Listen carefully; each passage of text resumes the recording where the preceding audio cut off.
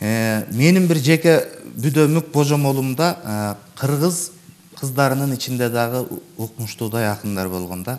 Бул ушул 19-кылымдын экинчи жарымына чейин кыргыз кыздарынын ичинде дагы Шекер кыз, Балкы кыз деген күчтүү акындардын, Айымкан, Талым кыз дегендердин аттары аталып келет да.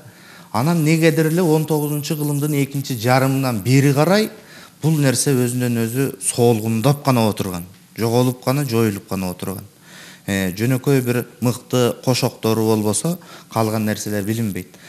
Демек менин божомолумда мисалы Шекер кыз менен Калыктын айтышы бар.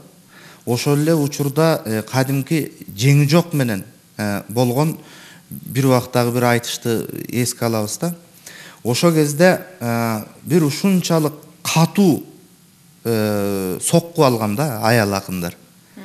Жеңи жок тарабынан, анан Калык тарабынан. Бул тарыхта ушунчалык калып калган, сөздөн ушунчалык сокку алып, ошол жерде бир канча манаптар, бийлер, эл уруу уятка калганчалык деңгээлде айтыштар болуп кетип, ал убактан баягы кордоп дагы айтып ийген учурлар болгон.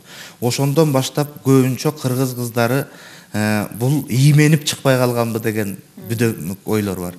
Көбүнчө чындыкка жакын ушул. Ошондон баштап негедир ошол күчтүү айтыштардан кийин баягы кыздар көбүнчө айтышка чыкпай өздөрүн катып, көмүскө сактап, ата-энеси да кояй деп ушундай болуп калган болуш керек да.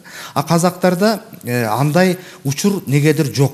Ушунчалык кыздары бир катуу айтыштан сокку алгандай, биздин тиги Балкы кыздай же болбосо Шекердей ошондой жок болгондугуна байланыштуу деп ойлоп калам.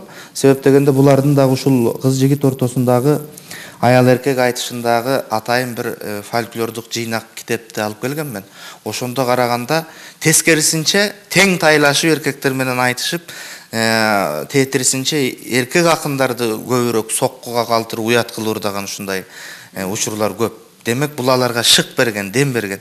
Эми биз болбой эле ушул тапта мына Майра Керим кызы жеңебиз жакшы өзүнүн тегерегине кыздарды топтоп, биздин айтыш коомдук фондунун алдында айым айтыш деп өзүнчө мектеп түзөм деген ой тилекти топтоп жүрөт. Акыркы учурда Нарын шаарында айтыш өттү, Нарындын областынын уюшулганына 70 жылдыгына карата. Ошол жерде жаңы ысымдар бар экен аял акындардан. Кудай буйрса бизде да чыгат болуп келген эл болгондой.